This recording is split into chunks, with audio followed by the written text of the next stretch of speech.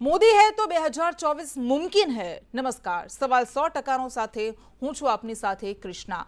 ભારતની રાજનીતિમાં કરિશ્માય નેતૃત્વ ધરાવતા નેતાઓ પ્રત્યે દેશની જનતાને એક વિશેષ લગાવ રહ્યો છે। કરિશ્મા એટલે કે એક મજબૂત આભા ધરાવતા નેતાઓના નામ પર ચૂંટણીઓ લડાય છે અને જીતાય છે, જ્યાં પક્ષ કરતા પર્સન વધુ મોટો અને મહત્વનો બની જાય છે। 1952ની પહેલી લોકસભાની ચૂંટણીમાં જ્યારે નારાયણ કજરોલકર નામના સામાન્ય વ્યક્તિ બાબા સાહેબ આંબેડકર સામે 15,000 વોટથી જીતી ગયા હતા, કારણ કે તેઓ નહેરુની કોંગ્રેસમાંથી લડ્યા હતા। એ પણ વ્યક્તિગત કરિશ્મા આધારિત રાજનીતિનો એક યુગ હતો, જ્યારે એવું કહેવાતું હતું કે નહેરુના નામ પર જો કોઈ થાંભલાને પણ લડાવવામાં આવે તો તે પણ જીતી જાય।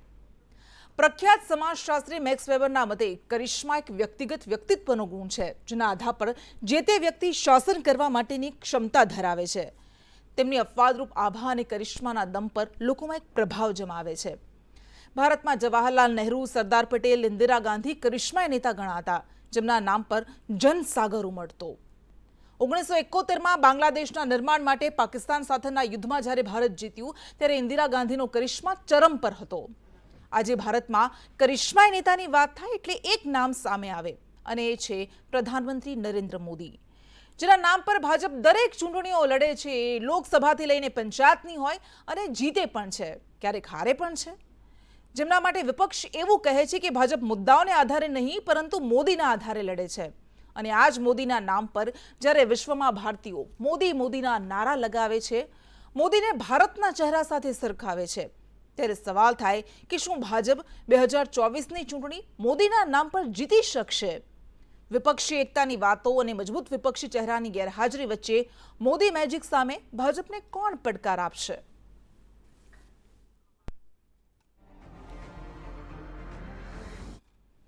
અને આ બધા સવાલોને લઈને આજે આપણે ચર્ચા કરીશું, કારણ કે કેટલાક દ્રશ્યો આપણે આજે જોયા કે વૈશ્વિક સ્તરે પ્રધાનમંત્રી નરેન્દ્ર મોદીની છબી વધુને વધુ મજબૂત થઈ રહી છે, અને આ તરફ લોકસભાની 2024ની ચૂંટણીઓ આવી રહી છે, ત્યારે શું ચિત્ર થશે એ પણ એક સવાલ છે। ચર્ચા કરીશું આપણી સાથે કોંગ્રેસમાંથી નરેન્દ્ર રાવત, ભારતીય જનતા પાર્ટીના નેતા અમિત ઠાકર આપણી સાથે ટૂંક સમયમાં જોડાશે, અને હાલ કૃષ્ણકાંત ઉનડકટ રાજકીય વિશ્લેષક આપણી સાથે જોડાઈ ગયા છે। આ બધાનું સ્વાગત છે। નરેન્દ્રભાઈ, એક તરફ પ્રધાનમંત્રી નરેન્દ્ર મોદી એક મજબૂત ચહેરો, કરિશ્માય નેતૃત્વ, અને ભારતીય જનતા પાર્ટી જેમના નામ પર દરેક ચૂંટણીઓ લડે છે। કર્ણાટકની ચૂંટણીમાં પણ આપણે જોયું કે પ્રધાનમંત્રી નરેન્દ્ર મોદીએ બેંગલુરુમાં રોડ શો કર્યો હતો, અને ત્યાં તેમને સ્પેસિફિક ફાયદો થયો હતો, ભલે હાર થઈ હોય ઓવરઓલ, પરંતુ મોદીના નામ પર જ્યારે ચૂંટણીઓ લડાય છે, જ્યારે મોદી મેદાનમાં ઉતરે છે, ત્યારે ભારતીય જનતા પાર્ટીને તેનો ચોક્કસ ફાયદો થાય છે। 2024ની લોકસભાની ચૂંટણી પહેલા અત્યારથી જ છેલ્લા 9 વર્ષના મોદી સરકારના કાર્યોને લઈને ભારતીય જનતા પાર્ટી એક ચોક્કસ રણનીતિ સાથે આગળ વધી રહી છે। તમને લાગે છે કે તમારી પાસે કોઈ વિકલ્પ છે એમની સામે?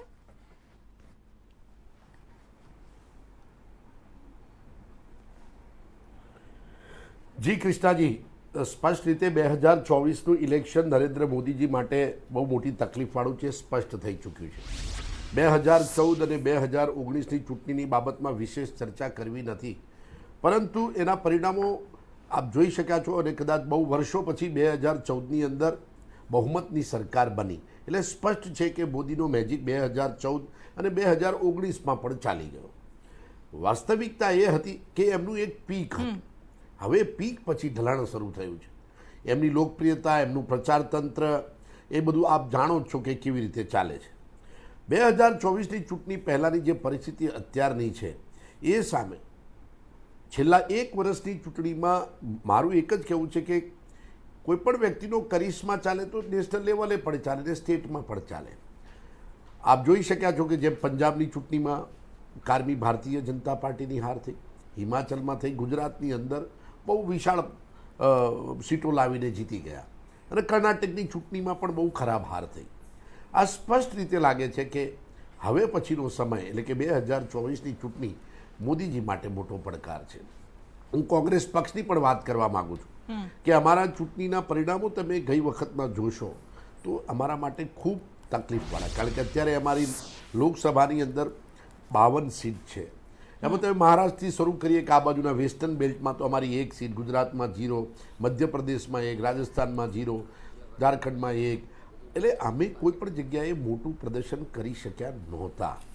હવે સ્પષ્ટ છે કે 2024ની ચૂંટણીમાં કર્ણાટકના પરિણામો એક પથદર્શક આ ભારતીય રાજનીતિ માટે બની જશે એ નિશ્ચિત છે. એનું સ્પષ્ટ મારે કહેવું છે કે કોંગ્રેસ પક્ષની કોઈ પણ પહેલાંની રાજનીતિની વાત કરીએ કે કોઇલેશન ગવર્મેન્ટ બનતી હતી કે જે 1984 પછી 1990 અને એના પછી છેક 2014 સંપૂર્ણ બહુમતની સરકાર ભારતીય જનતા પાર્ટીની બની. એ પહેલાંની પરિસ્થિતિ શું હતી કે અલગ અલગ સીટોમાં વિભાજિત કોંગ્રેસની સીટો 100થી 150ની વચ્ચે આવે એટલે કોઈ પણ સરકાર બને એમાં કોંગ્રેસનો સપોર્ટ લેવો પડે અને એ આધારે જ બધી સરકારો બનેલી. આ વખતના પરિણામો હું એવું જોઉં છું કે આ વખતે ચોક્કસથી ભારત જોડો યાત્રા, રાહુલ ગાંધીની ઇમેજ અને જે પ્રકારે આ વખતની ચૂંટણીમાં નરેન્દ્ર મોદીને જે આ ડિમોનેટાઇઝેશન, નોટબંધીની વાત હમણાં આવી, એ સિવાય મોંઘવારીની વાત કરો, બાદ ડિમોનેટાઇઝેશન જે મોટા પાયે કરવામાં આવ્યું હતું ત્યારબાદ તો વધુ મજબૂત રીતે ભારતીય જનતા પાર્ટી જીતી હતી. તો તમને કેમ લાગે છે કે આ બધા મુદ્દાઓ હવે કામ કરશે? ના, આ બધા મુદ્દાઓ કામ કરે જ છે, પરંતુ એને પોલરાઇઝેશન, હિન્દુ મુસ્લિમ અલગ અલગ વાતોમાં મોદીજી બહુ નિષ્ણાત છે અને ભારતીય જનતા પાર્ટી એ કરી ચૂકી છે. એમણે તમામ બાબતે પ્રયત્નો કર્યા. આપ જોઈ શકો છો કે કર્ણાટકની અંદર શું શું નથી કર્યું. હનુમાનજીનો મુદ્દો, તમને એમ લાગે છે કે કર્ણાટકમાં તમે જીત્યા તો લોકસભાની ચૂંટણી પણ એવી જ રીતે જીતી શકશો એટલો વિશ્વાસ છે? ઘણી બધી વાતો કરી, મને ખૂબ ગાળો આપી, એટલે ઇમોશનલ રાજનીતિ. જી નરેન્દ્રભાઈ, મારો સવાલ એ હતો કે કર્ણાટકની ચૂંટણી તમે જીત્યા, હિમાચલ પ્રદેશ એક નાનકડું રાજ્ય છે એ જીત્યા, તો શું તમને એટલો આત્મવિશ્વાસ આવી ગયો છે કે લોકસભાની ચૂંટણી પણ તમને જીતી શકશો? તમને એવું લાગે છે? ના, સ્પષ્ટ રીતે આપને કહેવાય એટલે જ માંગુ છું કે લગભગ 11 થી 12 સ્ટેટની અંદર અમારી એક સીટ જ છે અને અત્યારે અમે 52 પર છીએ. મિનિમમ તમે કોઈ પણ રાજ્યોની અંદર હવે ચૂંટણી થશે તો એ પ્રકારની પરિસ્થિતિનું નિર્માણ થવાનું નથી, એ નિશ્ચિત છે. ઠીક છે. કોંગ્રેસ 150 સીટ લાવે તો ભારતીય જનતા પાર્ટી ક્યારે પણ સરકાર બનાવી શકે નહીં, આપ જાણો. ઠીક છે. 100 થી ઉપર બી કોંગ્રેસ પક્ષ જાય તો કોઈ પણ રીતે ગણતરીની અંદર ભારતીય જનતા પાર્ટીની સરકાર ન બને. ઠીક છે. નરેન્દ્રભાઈ, આવીશું આપની પાસે. અમિત ઠાકર પણ આપણી સાથે ભારતીય જનતા પાર્ટીમાંથી જોડાઈ ગયા છે. નરેન્દ્રભાઈ, આવીશું આપની પાસે ફરી. અમિતભાઈ, હંમેશા એવું કહેવાય છે કે ભારતીય જનતા પાર્ટી પાસે માત્ર એક જ વિકલ્પ છે, એક જ ચહેરો છે, એ નરેન્દ્ર મોદી છે અને એના જ આધારે ભારતીય જનતા પાર્ટી ચૂંટણીઓ લડે છે. પરંતુ કેટલીક ચૂંટણીઓમાં, જેમ કે કર્ણાટકની ચૂંટણીમાં તમારે હારનો પણ સામનો કરવો પડ્યો હતો. શા માટે તમને એવું લાગે છે કે 2024ની ચૂંટણી મોદી હે તો મુમકિન હે એવું કહી રહ્યા છો તમે? એવું છે કે ભારતીય જનતા પાર્ટી પાસે એક રિલાયબલ ચહેરો એટલે નરેન્દ્રભાઈ મોદી છે. આજે પણ લગભગ 15 રાજ્યોની અંદર ભારતીય જનતા પાર્ટીની અને ભારતીય જનતા પાર્ટીના સહકારી લોકોની ક્યાંય ને ક્યાંય સત્તા છે. કોંગ્રેસ અત્યારે કર્ણાટકની અંદર જીતી છે અને જીતવાના કારણે એમનો આત્મવિશ્વાસ જે કંઈ અત્યારે વાતમાં બી દેખાય છે અને એ મુજબની વાત કરે છે. પરંતુ લોકસભાની ચૂંટણી એ લોકસભાના મુદ્દા સાથે લડાતી હોય છે. લોકસભાની ચૂંટણી એ રાષ્ટ્રીય નેતાના ચહેરા ઉપર લડાતી હોય છે. રાજ્યોની ચૂંટણી રાજ્યોના ચહેરા ઉપર લડાતી હોય છે. એટલે ગયા વખતે પણ 2017 પહેલાં 2019 પહેલાં ભારતીય જનતા પાર્ટી છત્તીસગઢ, મધ્યપ્રદેશ અને રાજસ્થાન આ ત્રણેય લગભગ 6 મહિના વર્ષ પહેલાં હાર્યા પછી પણ તાત્કાલિક રૂપે એ ભારતીય જનતા પાર્ટી ની કેન્દ્રની સરકાર વધારે 282માંથી 302 એટલે સીટો લઈને, એટલે 20 સીટ વધારે લઈ અને સરકાર આવી હતી. એટલે મુદ્દો છે કે હવે જે દેશનો મતદાતા છે, આ મતદાતા એ વોટિંગની અંદર પૂરી મેચ્યોરિટી સાથે વોટિંગ કરે છે. મારો જે ટ્રેક રેકોર્ડ છે લોકતંત્રનો, એ લોકતંત્રનો ટ્રેક રેકોર્ડ જોતા એ નરેન્દ્રભાઈ મોદી જેટલો વિશ્વસનીય ચહેરો એ આ દેશની અંદર અત્યારે બીજો કોઈ નથી.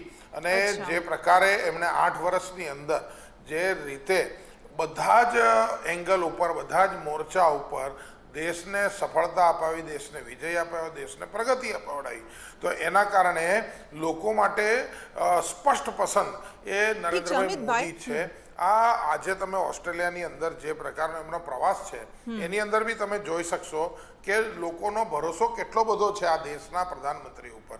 ઠીક છે અમિતભાઈ, એક સવાલ એ કે એક તરફ વિપક્ષી એકતાની કોશિશ શરૂ થઈ ગઈ છે, કર્ણાટકમાં આપની હાર થઈ, ત્યારબાદ મમતા બેનર્જી, અખિલેશ યાદવ, ઉદ્ધવ ઠાકરે સહિતના વિપક્ષના નેતાઓ પણ કોંગ્રેસ સમર્થિત ટ્વીટ એમની સામે આવી હતી અને હવે વિપક્ષી એકતા માટેની કોશિશ થઈ રહી છે, કારણ કે નીતિશ કુમાર, તેજસ્વી યાદવ એક તરફ ખડગેને મળે છે, એક તરફ ઉદ્ધવ ઠાકરે, એક તરફ અરવિંદ કેજરીવાલ, મમતા બેનર્જી, આ બધા જ મિટિંગ કરી રહ્યા છે એકબીજા સાથે.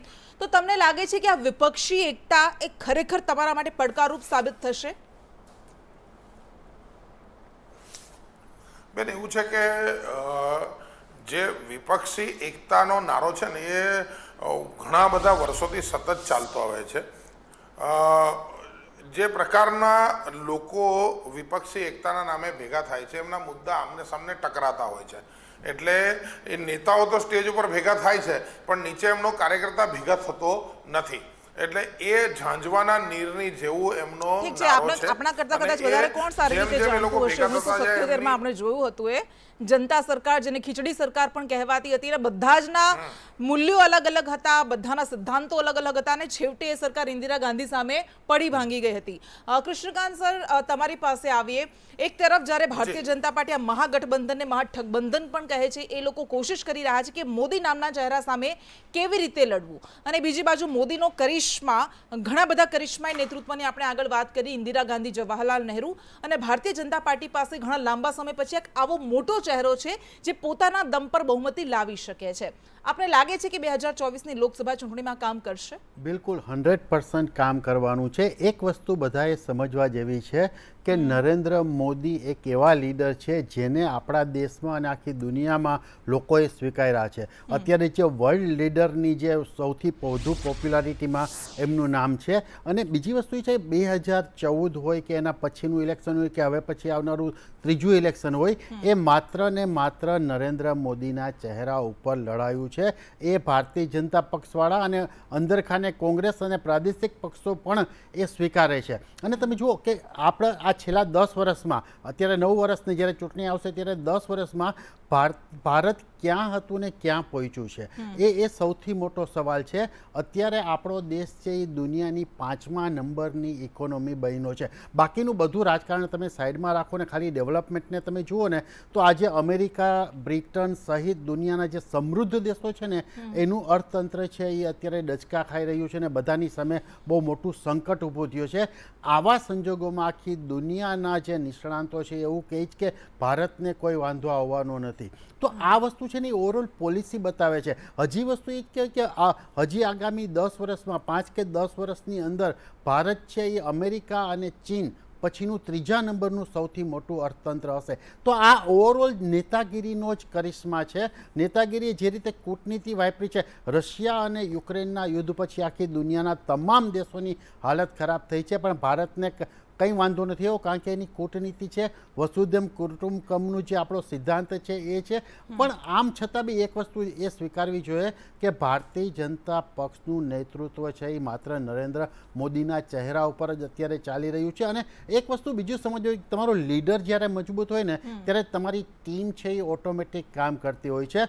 ભારતીય જનતા પક્ષ પાસે દરેક રાજ્યમાં પોતાનું જબરજસ્ત નેટવર્ક છે, અને એની સામે જે પેજ આપણે ત્યાં સુધીનું કે ભાઈ પેજ સુધીનું એની પાસે આખું છે, બૂથ સુધીના એની પાસે આખું એરેન્જમેન્ટ છે, એની વ્યવસ્થા છે, અને માઇન્યુટલી સતત કામ કરતું હોય છે. બીજા પક્ષોનો પ્રોબ્લેમ એ છે ને કે એ ચૂંટણી આવે ત્યારે જ જાગે છે કે ભાઈ હવે વરસદીની વાર છે તો આપણે આમ કરવું પડશે, એની એક્ટિવ થયા રાખે છે. વસ્તુ એ છે કે રાજકારણ છે એ ભારતીય જનતા પક્ષ માટે કાયમનું 5 વર્ષનું 24 કલાકનું આખું જે છે એ કામ છે, અને એ સતત ચાલતું જ રહે છે.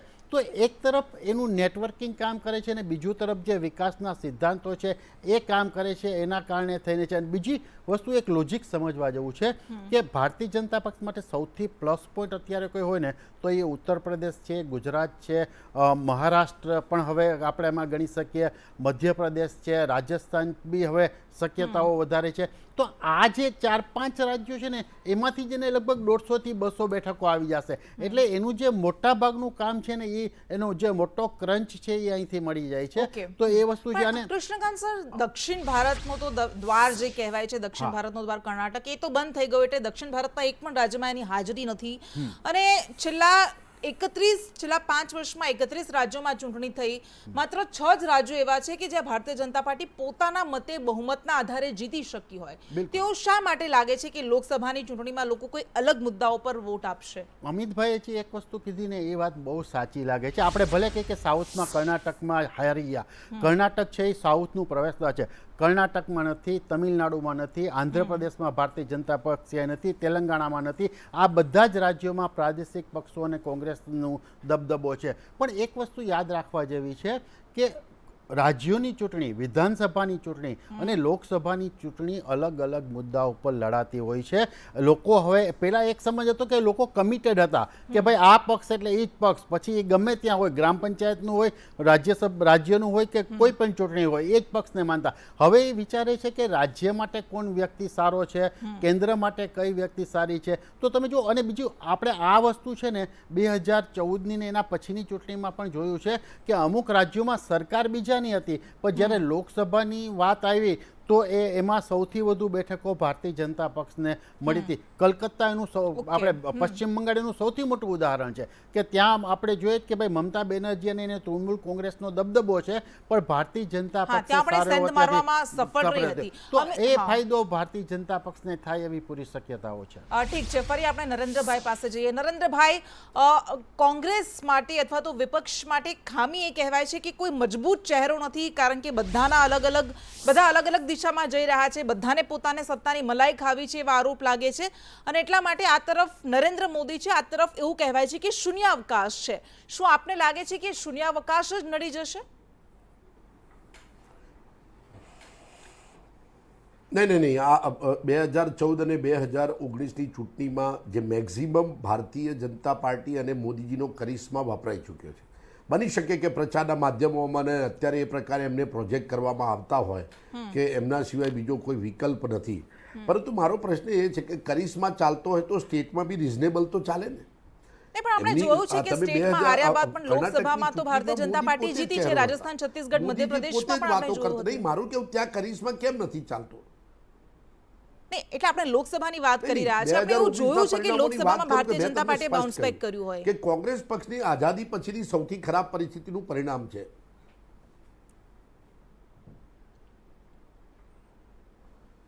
બે 2014 અને 2019માં કોંગ્રેસની પરિસ્થિતિ સૌથી ખરાબ પરિસ્થિતિનું પરિણામ છે.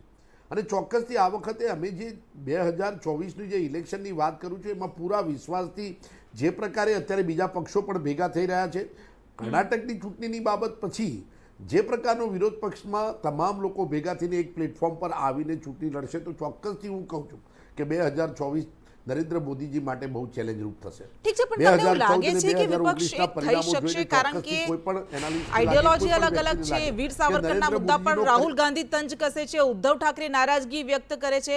એવા તો અગણિત મુદ્દાઓ છે કે જેના પર તમે એક મુદ્દે સહમતિ નથી સાધી શકતા. તો તમને લાગે છે કે ખરેખર એક થઈ શકશો? નહીં, ભૂતકાળ 2014 પહેલા કોઇલેશનની ગવર્મેન્ટ તો બનેલી જ છે. આપ જાણો છો કે એમાં સંપૂર્ણ બહુમતવાળી 2014 આવી. 1989 પછી આપણે કોઈ પણ સંપૂર્ણ બહુમતની સરકાર નહોતી.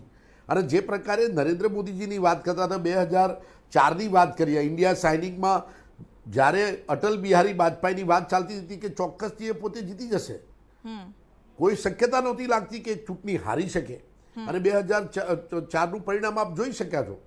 હવે જે પડાવ છે એની વાત કરું છું કે નરેન્દ્ર મોદીજીનો કરિશ્મા ખતમ થઈ ચૂક્યો છે. હવે ડૂબકા મારી રહ્યો છે, પ્રચારના માધ્યમોથી ચાલી રહ્યો છે, એ વાસ્તવિકતા છે. અત્યારે ઓસ્ટ્રેલિયાની વાત કરી મારા પ્રવક્તા મિત્રે કે ઓસ્ટ્રેલિયામાં જોશું તો ઓસ્ટ્રેલિયાના લોકો વોટર્સ નથી. અને એ તો નરેન્દ્ર મોદીજીના શોમેન જેવા કાર્યક્રમો વર્ષોથી થઈ રહ્યા છે.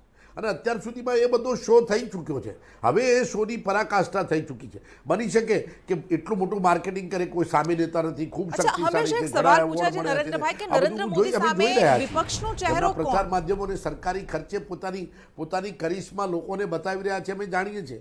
પરંતુ 2014 નરેન્દ્રભાઈ, લોકો જાણે છે વાસ્તવિકતા, એક મિનિટ, જમીની હા. હકીકત છે ને અમે જમીની હકીકત સાથે જવાના છીએ. નરેન્દ્રભાઈ, એક સેકન્ડ. પરિણામો ચોક્કસથી ચોંકાવનારા ને નરેન્દ્ર મોદીજીની ગવર્મેન્ટ નહીં હોય. એક સેકન્ડ. હંમેશા એવો સવાલ ઉઠે છે કે નરેન્દ્ર મોદીના ચહેરા સામે વિપક્ષમાં કોણ હશે? તમને લાગે છે કે એના મુદ્દે જ ગડામાટ થશે અને પછી બધું વિખેરાઈ જશે?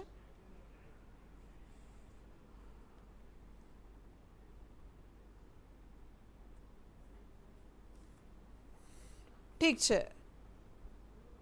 નરેન્દ્રભાઈ, આવીશું આપની પાસે ફરી. અમિતભાઈ પાસે જઈએ. અમિતભાઈ, તમે એવું કહેતા હતા 2019ની ચૂંટણી બાદ કે હવે ધીમે ધીમે જેવી રીતે રાજ્યોની ચૂંટણીઓ આવી એટલે તમે એવું કહેવા લાગે કે ભારત હવે ભગવા રંગે રંગાઈ રહ્યું છે, કારણ કે એક બાદ એક રાજ્યોમાં ભારતીય જનતા પાર્ટીની સરકાર બની રહી છે. પરંતુ હકીકત તો એ છે કે તમે તમારા પોતાના દમ પર એ સરકારો નથી બનાવી રાજ્યમાં.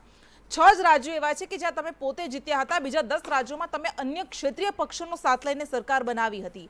તો એટલો વિશ્વાસ તમને કેમ છે કે તમે ભારતને જીતી શકશો 2024માં? બેન, મેં પહેલા પણ કીધું કે જે ક્રેડિબલ ચહેરો છે ને આ દેશની અંદર, એ ક્રેડિબલ ચહેરો નરેન્દ્રભાઈ મોદી છે. અચ્છા, એ ચહેરા પર જ ચૂંટણી જીતાશે એવું લાગે છે? એ કેન્દ્રના મુદ્દા નહીં, હું તમને ચહેરો ઓલવેઝ જે ચૂંટણી હોય છે એની અંદર, અને આટલો વિરાટ ચહેરો હોય તમારી પાસે, તો એ ચહેરા ઉપર ચૂંટણી મોદી ઓર મોદી નોટ મોદી આ પ્રકારની ચૂંટણી ઓલવેઝ થતી હોય છે. બરાબર? જ્યારે નરેન્દ્રભાઈ મોદી હોય છે ત્યારે આ પ્રકારની ચૂંટણી થતી હોય છે.